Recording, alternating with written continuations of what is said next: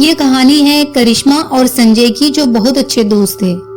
करिश्मा और संजय कई दिनों से एक दूसरे से मिलने की कोशिश कर रहे थे, लेकिन अलग अलग शहरों में काम करने की वजह से जिसके कई दिनों की कोशिश के बाद दोनों ने दिल्ली मिलने का प्लान बनाया। करिश्मा ने घूमने की सारी जगहों की एक लिस्ट बना ली थी। उसने सब कुछ अपने तरीके से प्लान कर लिया था ताकि एक अनजान शहर जाने के बाद उन दोनों को किसी भी परेशानी का सामना न करना पड़े। स्टे करने के लिए करिश्मा ने एक होटल रूम बुक कर लिया और 18 मार्च की रात दोनों दिल्ली के एयरपोर्ट पर मिले। करिश्मा: हेलो संजय, पता है मैंने तुम्हें कितना मिस किया। संजय: मैंने भी तुम्हें बहुत मिस किया। दोनों एयरपोर्ट से सीधा होटल की तरफ निकल गए। करीबन 1 घंटे बाद दोनों अपने होटल पहुंच गए। होटल बाहर से बहुत ही खूबसूरत लग रहा था। इतना खूबसूरत होटल देखकर संजय काफी खुश हो गया। संजय: सच में तुम्हारी प्लानिंग और चॉइस हमेशा टॉप पर होती है। करिश्मा: हाँ, जैसे कि मैं। दोनों ने होटल में चेक इन कर लिया और अपने रूम में पहुंचते ही दोनों फ्रेश हो गए और एक दूसरे से बातें करने लगे। दोनों का ही लॉन्ग डिस्टेंस रिलेशनशिप था और एक साल में दोनों का मिल पाना होता था और 1 साल बाद भी दोनों एक दूसरे से मिल रहे थे। इस बीच जो भी एक दूसरे के साथ हुआ, दोनों ने एक दूसरे के साथ शेयर करना शुरू किया। बात करते करते दोनों एक दूसरे के करीब आ गए और एक दूसरे की आगोश में समाने लगे। संजय: हम एक साथ क्यों नहीं रह सकते। करिश्मा: देखो संजय, कोशिश तो मेरी यही है, मैं और तुम दोनों हमेशा के लिए एक साथ हो जाए। करिश्मा और संजय एक दूसरे से बात कर ही रहे थे कि तभी रूम के बाथरूम से कोई आवाज आने लगी। पहले तो उन्हें लगा कि गीजर में कोई प्रॉब्लम होगी, लेकिन ध्यान से सुनने पर करिश्मा ने महसूस किया कि ये किसी की दीवार पर नाखून मारने की आवाज है। ऐसा समझ में आते ही करिश्मा काफी डर गई और वह संजय को यह बात बताई, जिसके बाद संजय बाथरूम की तरफ बढ़ने लगा। संजय: वो बाथरूम में बिल्ली थी। करिश्मा: मैंने तुम्हें खामखा ही डरा दिया।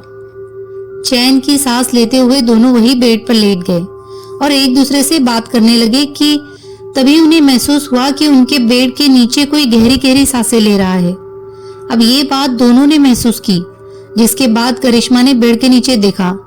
उसे जो दिखा उसके करिश्मा की सांसें अटक गई और वो जोरों से चिल्लाई। संजय को कुछ समझ नहीं आया और उसने भी जब बेड के नीचे देखा तो वह उसे कुछ दिखाई नहीं दिया। करिश्मा को अब उस कमरे में कुछ अजीब लगने लगा था। उसे वह किसी तीसरे के होने का एहसास होने लगा था। संजय ने उसे बहुत समझाने की कोशिश की, लेकिन करिश्मा अब वहां रुकना नहीं चाहती थी। तभी सामने रखा शीशा अपने आप हिलने लगा। इस डरावने नजारे को देखकर दोनों की सांसें फूल गई। अब बात साफ थी, सच में इस कमरे में कोई तीसरा था, पर कौन?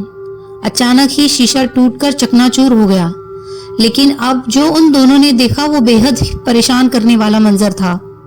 उस कमरे में एक कैमरा पहले से ही लगा हुआ था, यानी अब तक जो भी उन दोनों के बीच हुआ वो सब उस कैमरे में रिकॉर्ड हो चुका था। दोनों काफी घबरा चुके थे। फिर दोनों जल्दी जल्दी अपने कपड़े पहनना शुरू किया और वहां से निकलने की तैयारी करने लगे। इतने में पास रखे अलमारी से किसी के गुर्राने की आवाज आने लगी। यह सुन दोनों बहुत ही डर गए। अब बस कैसे भी करके दोनों वहां से भागना चाह रहे थे, लेकिन कमरे का दरवाजा खुल ही नहीं रहा था और काफी देर की कोशिशों के बाद भी दरवाजा नहीं खुला कि अलमारी अपने आप जमीन पर गिर गई। करिश्मा का डर एकदम सही था कि यहाँ कोई तीसरा भी है। वही अपने सामने इतना खतरनाक आकृति देख दोनों ही डर से कांपने लगे कि तभी हवा की तेजी से उस आकृति ने संजय का गला पकड़ लिया। संजय जोर जोर से चिल्लाने लगा, उसका दम घुटने लगा था। करिश्मा भी संजय को बचाने की कोशिश कर रही थी, लेकिन वह कामयाब नहीं हो पा रही थी। फिर संजय ने पूछा, तुम्हें मुझसे क्या चाहिए? संजय के पूछते ही उस भूतिया आकृति ने हवा में कुछ लिखा, सच बोलो। यह पढ़कर किसी को भी कुछ समझ नहीं आया।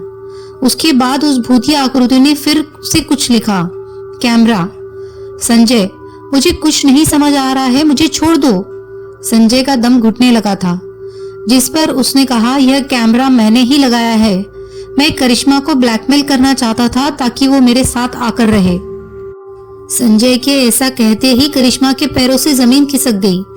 संजय के यहाँ आते ही कैमरे को छिपाकर लगा दिया था ताकि वह करिश्मा को अपने साथ रहने के लिए ब्लैकमेल कर सके। इस घिनौने काम के बाद करिश्मा टूट चुकी थी। वही उस भूतिया आकृति ने संजय को हवा में उठा उठाकर पटकना शुरू कर दिया। कुछ ही देर में संजय ने अपना दम तोड़ दिया। मगर ये भूतिया आकृति थी कौन? बात अब साफ थी।